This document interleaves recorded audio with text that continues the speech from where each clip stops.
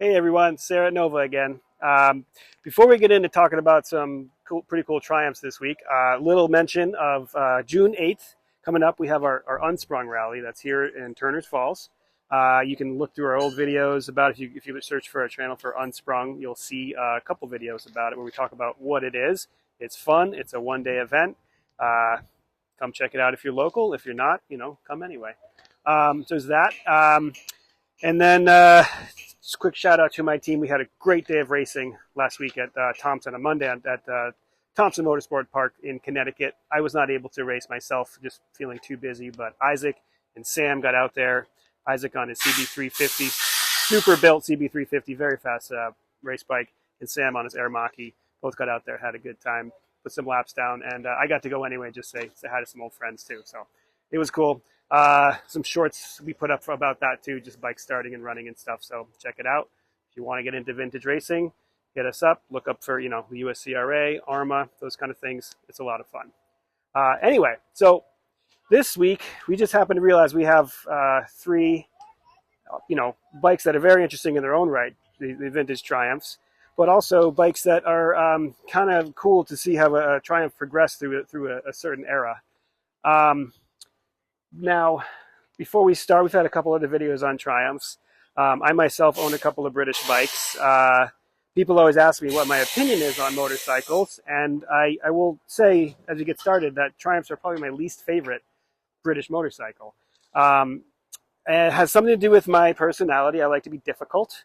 I don't like things that are popular, and these are sort of the Americana motorcycles. It's the most American British motorcycle there was.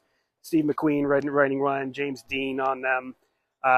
It's just sort of what you think of when you think of a vintage motorcycle, for a good reason. They're beautiful.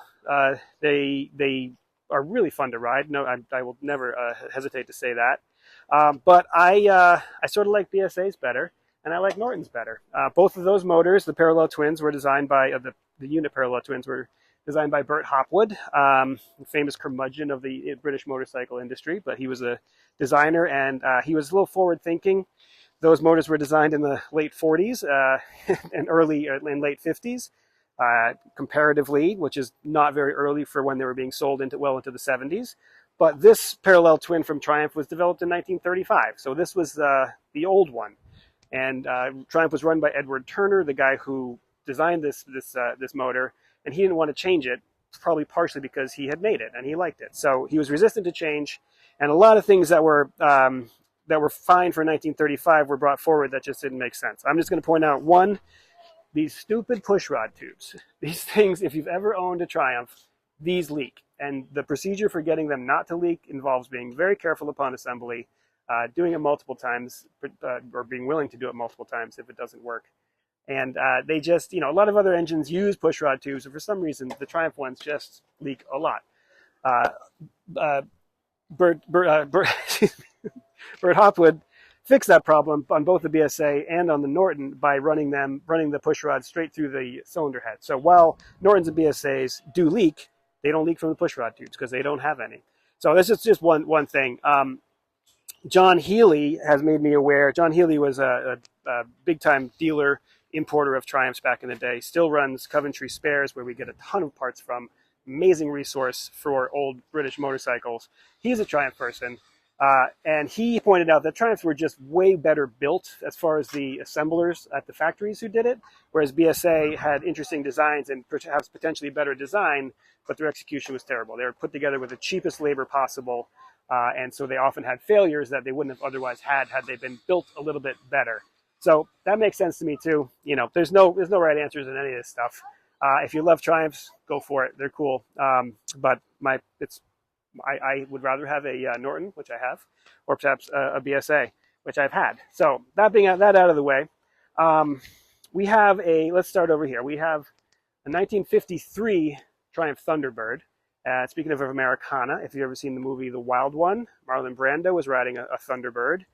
Bike that started out looking like this, probably. This is a little bit later than that. But you'll see from its design, it's pretty antique looking. You have a hardtail here, no shocks. You have, this is a pre-unit construction, which means that the transmission and the engine are separate pieces completely. You can take the motor out by itself, you can take the transmission out by itself, not connected physically at all, other than by the primary chain, which is how the power gets transmitted, and that itself is its own piece. So that's an old style. They phased it out in I think 62 was the last year of the non-unit construction, the pre-unit as it's called. So if you're looking through Triumph lore and stuff, you see stuff referred to as pre-unit or unit. Here is a pre-unit. The other thing it's a 6-volt electrical system, but more importantly than that, it's a magneto. So the ignition system is independent of the charging and lighting system.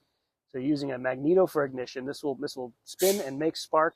There's no separate coil. There's no anything else. This just gets spun by the motor, and that deals with your ignition for your spark plugs. And then you have a generator up front and a 6-volt battery, and that deals solely with the lighting and the horn. So it's 2 separate systems. It's not the points and condenser battery points and condenser system of later ones. So pretty normal for this era. Same thing that my Velocette came with in 1960. And actually one of the only reasons that companies moved away, well, I shouldn't say that. One of the reasons that Velocette moved away from using magnetos is that they just stopped making them because everybody had moved on to the battery points and condenser setup. But magnetos are great in their own right, and you see a lot of people who put them back onto old bikes just to have that separate ignition system. Also of this era, you have your partial rack. That's pretty cool. You have your nacelle headlight, this whole thing enclosed. And then coming up to the front, you have a very spindly brake here. It's not a full width brake. If you look into literature as you're reading about old machines, you'll hear talk of what's called a full width brake, and that was considered an upgrade from this. You'll see it's only part of the hub. It's just a little side of the hub, and it also only has one lever to actuate it. So that is a single leading shoe brake, and does okay. Once you get going on one, they overheat quickly. They don't have a lot of meat to stop the bike, not a lot of friction area. So they were not very good in sporting things. So that brings us over to the 1963 trophy, which is similar in a lot of ways, but you'll see that this is a full width brake. So you just have that much more available area of braking. And also the whole diameter of the hub itself is much larger, so you have more area of pad of shoe to hit. Again, still a single leading shoe brake. I'm not going to get into the difference there, but that's an important distinction. They had moved to a full width, larger brake, but still just one leading shoe to actuate it. So one cam that turned. You'll notice 63 still had the nacelle here, kind of classy. Still had the fork shrouds. Again, kind of dressing up the whole thing. A little extra flair here and there. And then most importantly, if you're looking down at the motor, you'll notice that this is all one unit cast together. It's unit construction. So the crankcase is cast integrally with the transmission and primary, and then you just have a cover on the primary cover and a cover on the transmission to access those things, but it's one piece. And that was a pretty big step forward. All the company, well, not all the companies, PSA and Triumph did it in the early 60s. Norton never did it. Norton, the Commandos till the end were non-unit. And that was just, basically they didn't have the money to do anything different. But that's different. Saves more, basically the idea is there's just fewer places to leak on it. So you don't have, and British bikes always struggled with leaking. On this one, there's not too much more to point out. Again, you still have the parcel rack, classy. And then getting over to this one, this is a 67. This is a trophy. I forgot to mention these two, the black one and the green one, are both trophies, similar to the Thunderbird. The trophy was sort of the hot but desert racing off-road version. It has a single carb. All these bikes have a single carb, not the twin carb like the Bonneville. There's detailed differences between the models, but the trophy was sort of the road bike, and then the Thunderbird was sort of the road bike, and the trophy came out of the Thunderbird as a little bit of a hotter go fast one. Often developed towards the American market, where people were doing desert racing and off-road racing with these things. So you'll see here, again, much like this, the black one, unit construction motor, but you look at the brakes here, and this is a large, full-width, double leading shoe brake. You see you have two levers actuating here, and you have a dog named Birdie here who wants to come in. Birdie, named after the late great Bert Hopwood, just so we know. So double leading shoe brake here, large 8-inch shoe, a lot of braking area, and the double leading shoe allows more of that braking force to be applied better. So basically, it's more better. You'll see the nacelle is gone here, much more simple. The shrouds are gone, replaced by these gaiters.